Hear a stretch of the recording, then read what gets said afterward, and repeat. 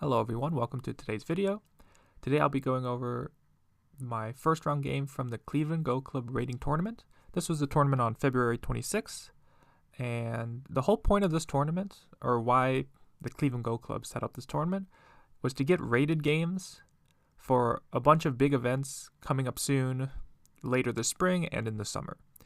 So this tournament, no entry fee, no prizes, no divisions. It was just to get some rated games in. Now, actually, on the day of the tournament, we found out that somebody had donated prizes for the event. So, yeah, it ended up that there was prizes, some Go books, miscellaneous Go items, things like that. But yeah, that's the whole idea of this tournament, was just to get some rated games in for some upcoming tournaments so people could have updated AGA ratings. So this is an official AGA rated tournament. I didn't run the event, but I did do all the bracketeering. So I did the pairings, I announced pairings, did all that stuff. So not as strenuous as doing the Lake Erie Go tournament, but I still had some work I need to do day of. Of course, though, I love the challenge, so I competed in the event as well. So yeah, first round, my opponent Ragnarr 2Q came from Columbus, and we're actually both alumni of the, if you've heard of it, the Baduk House. Baduk House is an event, or not an event, just, I don't even know what you want to call it, just something that Devin Fraze made up. I'm sure if you're in the Go community, you know who Devin is, where he housed players, and we helped grow the local scene in Columbus. I was actually part of the first iteration of that, as Ragnarr was the second. So while I've met Ragnarr before, he was actually at my last tournament. Met Ragnarr before, heard of him before, talked to him before. I've actually never played a game, so this was our first game. The time settings, 30 minutes main time with 3 20-second overtime periods. So yeah, let's get into the game. I'm white, given 6 stones, and since I was doing all the bracket stuff, I knew of people's ranks because they had to pre-register, and I knew I would have to play a lot of handicap games. So to prepare for this event, I actually specifically played a bunch of handicap games online. So hopefully that training pays off. So black pincers. Again, there's a lot of moves black can play, so that's probably okay.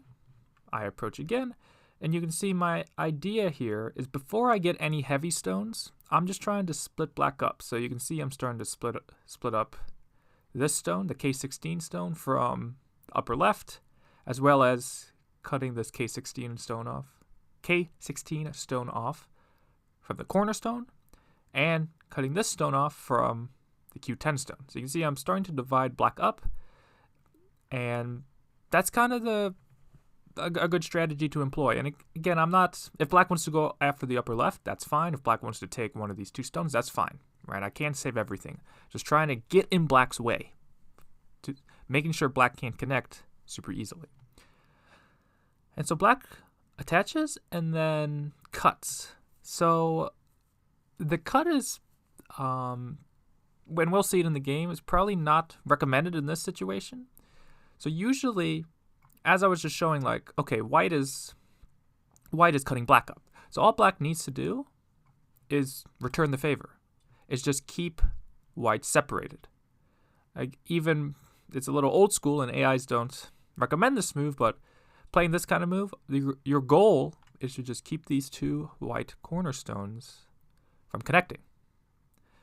Because you can technically play away, but then white's next move would be to play this, starting to connect up while now definitely sealing black into the corner.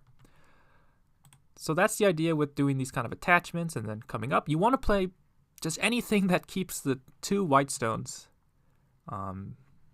disconnected. You'll see in the game when you cut, you actually give white the opportunity to Atari, connect, and then cut. And you can see this stone at R14 is in the perfect spot for white. Now, this is one way white could play, or think about playing, and this is actually like a standard way of playing, but this would be pretty good for black. Black would get what black wants, even though black's giving up 2 stones, white's surrounded only 4 points. Very overconcentrated, and even if black just pushes here, you can see black is making white's top very small while expanding the right side. So this would be pretty good for black. Another way white could think of playing is this kind of move. And if we do something similar, you'll see that it's like the last one, but black's shape gets much worse. I think white can cut now, yeah. So you can see it's very similar to the last one, but black's shape is a lot worse. What that means for black, though, is instead of just giving up the 2 stones, black can fight this, like this. And, black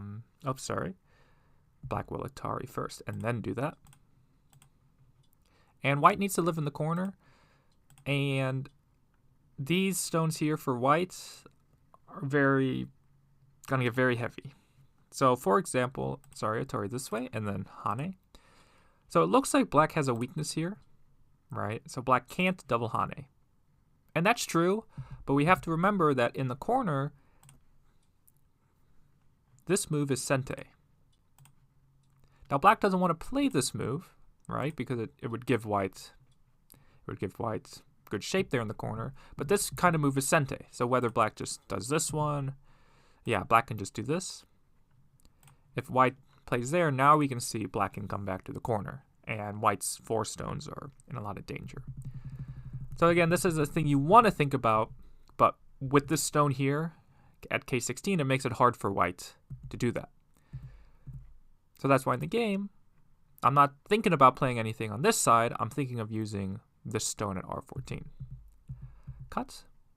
And if black wants to try to refute this, because again, immediately, now I'm threatening, once again, to capture this stone, right?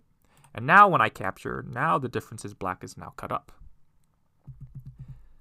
So black would think about doing this, but even this move doesn't help, right? It momentarily protects against this, because now white only has 2 liberties, but white can extend liberties by Haneing, and now white's threatening to cut at R17.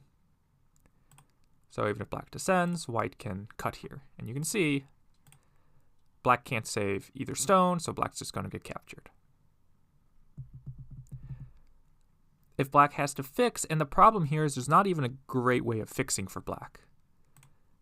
If you play this one, there's still the clamp. If you play this one, there's this attachment later, because white does need to live still. But once again, white has successfully cut black now.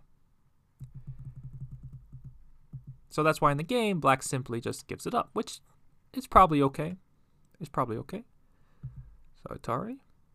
And black descends, I like that. And then here, black needs to do something about the N16 cutting stone for white. And black's move in the game was probably okay. This would be what I would think about doing. Even though this is contingent on a ladder, this kind of move would be a ladder breaker for the stone. Nowadays, like before, it was always standard to simply just capture the stone. And in this case, black becomes over-concentrated. Because if you change the order of moves, black would never Atari and then capture, right? Be way too slow. But nowadays, thanks to AI, it's actually kind of standard to play. There's a lot of choices. I don't even know what the best one would be, but playing some cosmic move to be a ladder breaker. So again, I don't know the best move, but what about something like this? Or something like this, right? Just something that's faster. So you don't spend a move capturing the stone on a small scale. So that's why I think it's okay to kind of let this ladder exist, I guess. The other way I would think about playing is this one. Because if white tries to save, white just does not have enough liberties. These 2 stones are strong enough to handle this. So those would be the 2 ways I would think about playing. Or just think on a large scale. Don't even play locally. Just try to attack. Try to surround on a large scale. Even if white can run out, you can fight this, is the idea. You can fight this as black. In the game, though, black chooses an option that, again, I think is ends up being okay, but it wouldn't be one I would recommend just because it's very... It feels, even though it is a net, it just feels awkward. I can't really put my finger on it. But it's probably okay. It is probably okay. I wouldn't personally think of this move. So, yeah. So black goes there. And where would you play as white if you had the white stones? Well, once again, you'll see that I'm going to try to cut black up. I'm going to try to cut black up. So goes there, black pincers, and then go in. And so playing this one, the idea for this one is, even though this is pretty standard, I get a bigger corner, but I lose a lot of Aji with the O3 stone. And even if black like does this next, or even just goes elsewhere, like I've basically exhausted my Aji of the O3 stone for very little gain. Doing this one, I leave a lot of Aji with the stone, but my corner is of course a lot smaller. So there's trade-offs, but in a handicap game, but even in even games, I like to do this one because I like keeping the Aji alive of this stone. So, and black immediately goes to this variation, like this one. It's probably okay, but I think black might be a little fast for black. I would just go elsewhere. Play in the lower left, something like this. Doing this one, do the Atari. Pick between S4 and Q2. And then here, and I do this, I think, another time in the tournament, is again, I like variations that cut black up. So cut and extend. You can see this stone has a lot more Aji in the variation that we've played. So black fixes and then attaches. And so there's this pretty interesting concept that I'm going to employ here that maybe you've never thought about, or maybe you've never heard of, and maybe you're going to start applying it, is playing moves that force your opponent to force you to play moves that you want to play. All right, that was a mouthful, but let's take a look. So in the game, I descent. Now you might be wondering, okay, you're threatening to connect, but what if black just connects? Well, now this forces me to play T5. If I don't play T5, it's a ko for me to live. So I want to live. And now black has Aji on the bottom. So black fixes. But what this has done is it forced me to capture this stone at S5. And in doing so, now this right side group doesn't have an eye. It has the start of a base, but it does not have an eye. So for example, what if I do this one? Play this one. Okay, black will fix. And then now what if I take? Well, now black's just okay. Black gets the first move on this side. But because I played this one, forcing black to go here, forcing me to go here, now black needs to add a move. Now, what is the Aji? So for example, if black could play on the right side still, but now I can Hane here. Black can't cut because now I break through like this. And black, you can see, can't cut here. Black runs out of liberties. So if black stands up, then I can play, if, again, you don't want to get heavy. So if I just extend and connect, yeah, like I'm not making any points and black's okay here. But I can play moves like this and really start to annoy the shape here for black. Right? If black comes up, then I can go under. If black can't cut, and if black Hanes, now when I cover, my shape's a lot better. You can see black can't even cut now. So I can annoy the shape down here, and these two stones can still be saved. So yeah, that's the whole idea. So I wanted black to force me to capture here. It was the whole idea. So yeah, maybe you've heard that kind of concept before, but maybe you haven't. So yeah, so that's what happened in the game. black fixed at the bottom. So now when I jump, you can see black's a lot weaker. Black's a lot weaker. And it's probably okay for black to just kind of fix this shape. And then even if I run out, yeah, there's no immediate danger at the bottom. So black can just maybe surround this running group in the center. But black plays from the bottom. And it's probably still okay, because if I were to take this, well, black seals in like this, right? And even though I take 3 stones, black's outside is pretty good. So I say, okay, if you really want to save the right side now, well, now I get to come into the center.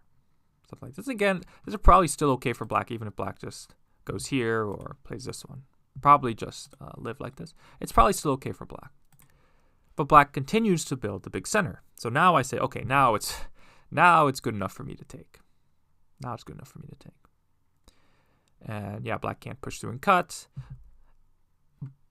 Black descends. Yeah, black can't push through and cut, just to show really quick. 4 liberties to 3 liberties. Black descends, and this is the nice idea for a move, where the idea is, okay, if I block, now black can Atari and even double Hane. And you would like to be able to cut, but black would actually squeeze here. And you can see white's in a lot of danger. Corner's not alive. This dumpling is in a lot of danger too. So I would have to do this one. But this would, again, seal me in. And again, this kind of move's probably Sente. And even if black fixes, or even just goes elsewhere at this point, like the corner is small, black's reduced me here, yeah, this would be okay for black. So that's why in the game, because I have enough liberties, right, right now it's 4 liberties to 5 liberties, I can even take one away by going here. Now black can't do that squeeze that I was showing. And again, I'm okay here, because it's 3 liberties to 5 liberties. So, and then black does this. So this kind of move, you have to be careful about for black. Because what I was showing was a lot of this, right? Oh yeah, just give it up. Even this push is Sente, right? White has to come up. And then, again, you wouldn't do this immediately, but you can save this side stone, right? Give up the 3, save these. But the thing is, you can only save one or the other. So black goes here, forcing me to push through, and then leaves it. So all this has done is given me more stones that I can capture, right? Before I was only capturing 3, now I'm capturing 4. So yeah, I'm not sure about this one. Now, if black tries to live locally, this pushes Sente, and then Hane. So there is a ladder here, but it goes to white, so white can Hane. So what kind of Aji is there for black? So if black simply goes here, white's gonna Hane here, make that a false eye, and you can see black tries to connect. If white tries to cut, then this cut works. So you gotta be careful of your liberties, right? This move is taking away liberty here. But white can simply turn. If black connects now, white has enough liberties because black is so low on liberties. So yeah, white's okay here. So that way doesn't work. What if black tries this move first? What if black tries this move first? White can do this one. This is the move that works. If white fills in, scared of the corner, now it's a different story on the side, right? White needs to go here, but now this isn't a false eye. So now black's outside has more liberties. So now anything like this is going to get dangerous for white. You can already just see and sense and feel that white's shape here is gonna implode. And there's some ways to do this that are better than others. Yeah, maybe even wedge like this. It's just white's shape is gonna be bad. But white can go here, and even though this is kind of scary for white, the problem is after this, it's Miai now, right? If black throws in, where white goes here and white's okay. If black fixes, well, that's not enough space to make 2 eyes on the right side. But yeah, so basically anything here, if white plays correctly, doesn't work for black. So making this exchange here just doesn't do much for black. If anything, it just maybe wastes a co-threat. And then this kind of move, yeah, I see a lot of players get kind of carried away with after kicking here. When you have all this thickness, what you actually want is you want your opponent to save these stones. You want your opponent to save these stones because if they try to save them, so let's say something like this, you can attack this while making profit, right? White's only making a few points. You can build the left side by attacking. You can build the top while attacking.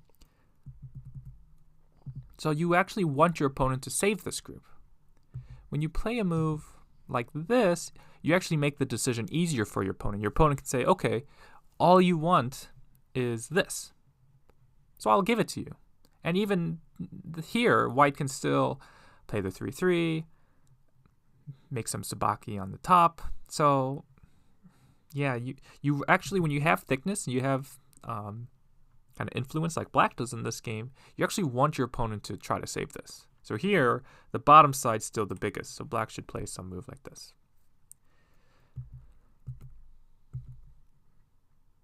So attach. So this is another reason why getting this descent was good, is because of all the aji it opens up on the bottom. So black descends, and then extend, kick, and then jump. So trying to surround the bottom in an efficient way. And then black goes here. So this move is questionable because if obviously black's trying to reduce the bottom. But when you reduce, you don't want to shoulder hit strong stones. And by strong stones, I mean stones that are more than 1 stone, right? You can shoulder hit single stones, but when you try to shoulder hit stones that are just more than a single stone, they have more liberties. They can play differently. So for example, like I don't have to play directly. But if you shoulder hit a single stone, more often than not, I have to play directly. But the other reason why in this case black really doesn't want to reduce is because black can invade. Black can play moves like this, right? Threaten to come under or go up. So if white covers on top, you can simply just take the points at the bottom. Because again, even though black has these stones in the center, whenever you start to get stones in the center, you don't want to try to surround the center. Right? It's very inefficient to make points in the center. What you want to do is push your opponent towards your thickness while you take all the cash along the sides. That's the ideal play. So again, maybe I play this kind of move next. Okay. White's still not alive. I'm building points on the bottom left, the bottom side. If white ends up going elsewhere, okay, I'll just keep attacking.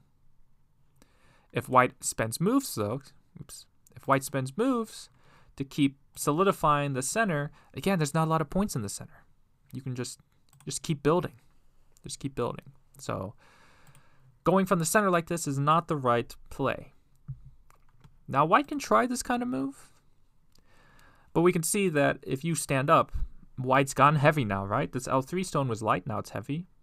And even, well, let's assume white got these moves in Sente, which white can't get, but just for the sake of argument, and play something like this, right? Well, 1, you can still run out, but 2, you can connect along the bottom with H2. So if white descends this way, you can connect that way. If white descends here, you can go this way. Even if white hanes first, you can just cover, and if something like this happens, again, 1, you're solidifying the lower left doing this. But even if you just give up the 2 stones, like, you're gaining so much here as black. Gaining so much here as black. But even here, I think you can fight. Atari this way. Connect. You can see, oh, white's going to descend. Well, I think even just going here directly just works. So, yeah. However you play this, it's going to be good for black. So black can come in to the bottom. So black should do that. So trying to shoulder hit here, yeah, not the right idea in this case. Go there and peep. This is to see how black's going to answer. So black connects, and so it leaves this cut, but for now the cut's probably not going to do much, or it's not going to do much when black has a ladder here. This is going to go to the stone here. So that's why I push up. So if black continues in the center somehow, yeah, I'm not sure exactly how, but then I'm going to get my ladder breaker. It's the idea with this move. But then black does this. Yeah, this move is not good. This move is not good. At least not immediately. What black should do is Atari here once.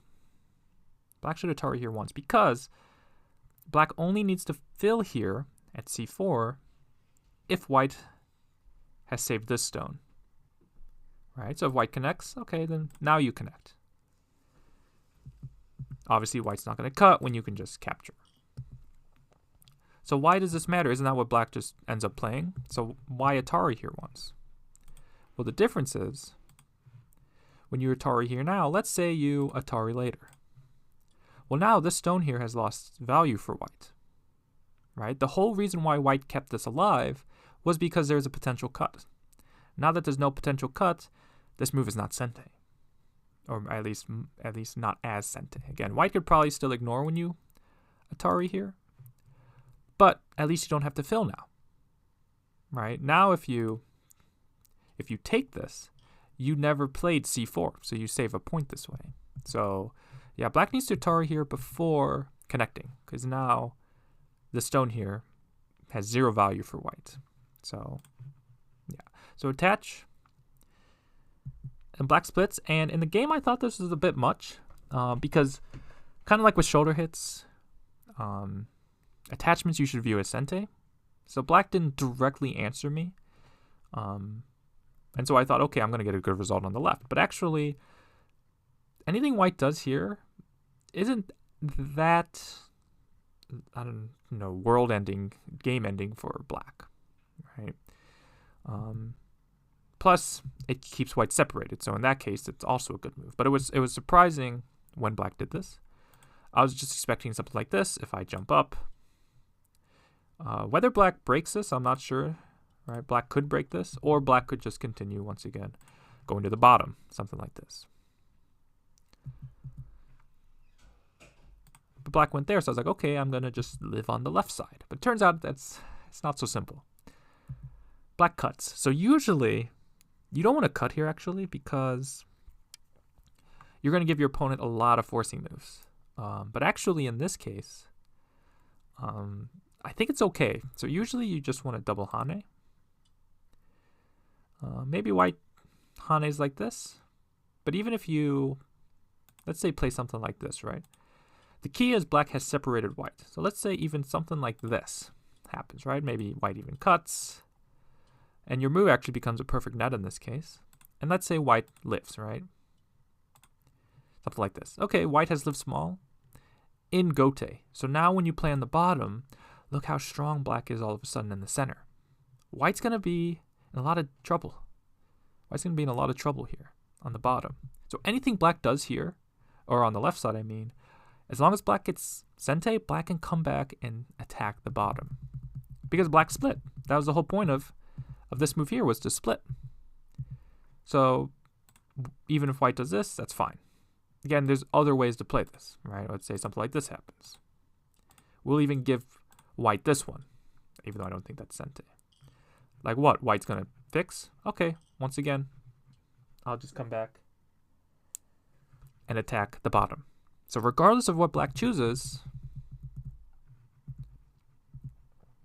as long as black can come back and get sente, black is okay. So even with this cut, and there's a lot of variations here, just know anything that happens, it's going to be similar to what I was showing. White's going to get gote, even if white ends up living, it's going to be small, and black can come back and attack the bottom. And so in the game, that's what could have happened. For example, push, and then This is Sente. If white saves like this, oh, this would be amazing for black. White needs to spend another move to live. Connect. Again, black sealed. Excuse me. Black sealed white in. Come back. Attack the bottom. White could choose to do this one, but again, that's okay for black. Because as long as you split, and that's all black needs to do, maybe even Hane like this, that's all black needs to do. They split, attack the left or the bottom. In the game, though, what black chose was this one. And this one, I was not expecting. I was expecting black to just give it up. But here, black just pushes and pushes and pushes. And even this, so black can connect now. And black has captured the white stones. So black actually captures these stones now. Now what this does mean is, okay, white gets some Sente on the outside with this cut. There's some bad Aji in the corner. Sure. Again, I'm not sure what the exact follow-up is. But that doesn't matter. What matters is black got the thickness in the center. Black can come back and attack the bottom. That's what this whole game is now becoming, is how can black attack white on the bottom? Or I guess it's more in white's court. How can white survive any attack on the bottom? You can see this black's knight's moves, which before probably was a strange trade, right? There's a lot of points black's giving up on the right side, are now very useful. Black can use these knight stones here. Black can use the other knight's move, and now it's just thickness now. Black can use those now. But in the game, black was so caught up in connecting that black kind of lost plot of what was important here. And we can see push, and this just collapses now. Cut, Atari, throw in. Yeah, even here I Atari, but I can simply just extend here. Because even if black starts to fill, you don't fill from this side, because you're going to run out of liberties this way as white, because black can take back once, right? So now black has enough liberties. But that's okay. You just fill from the other side, because now you have enough liberties to do it this way. You can now go here. So there's no ko now. Or there's no... Black doesn't gain a liberty by taking back. So I can even extend here. In the game, I just go down, Atari, take.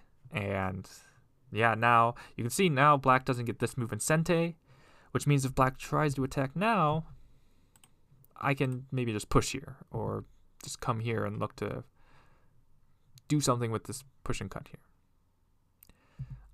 But I think it's definitely still playable. While this attack may not be as good, white is not alive on the bottom. But in the game, what black actually plays is right here. What black plays is resign. And again, I don't want to speak for my opponent, but it felt like he may have gotten a little discouraged because we played all of this sequence very quickly. Basically at this point, we were both playing quickly. And as soon as I captured here, black resigned. So maybe black was playing like a quote-unquote resign sequence, but this game's not over. This game is not over. Sure, white have made more cash than black. White has made more cash than black, but white has... The whole game relies on what happens on the bottom. So I think black gave up too early after this mistake on the left side. And like this whole game took maybe 10 minutes or something. So I think black could have taken a deep breath and tried something on the bottom. And I say try, but like what can white do here? What can white do here? Sure, black's outside isn't as strong, but black at least still has these stones here. And yeah, it's just, I don't know what white would do. I know what white would do. It'd be an exciting game. But yeah, black resigned here, and yeah, I won my first round game. But I was very surprised black resigned here. I was very surprised black resigned here. But yeah, that was my first round game. We were the first game finished, so I had a long time because it went from first round, which we played for like 10 minutes, and then we didn't go into the second round. We had a lunch break, so between this game and my second round game, it was probably almost an hour and a half maybe. But that's okay. That's okay. But yeah, look forward to my review of my second round game. which should be the next video uploaded. If you have any questions about this game, please let me know in the comments. And yeah, I'll see everybody in the next video.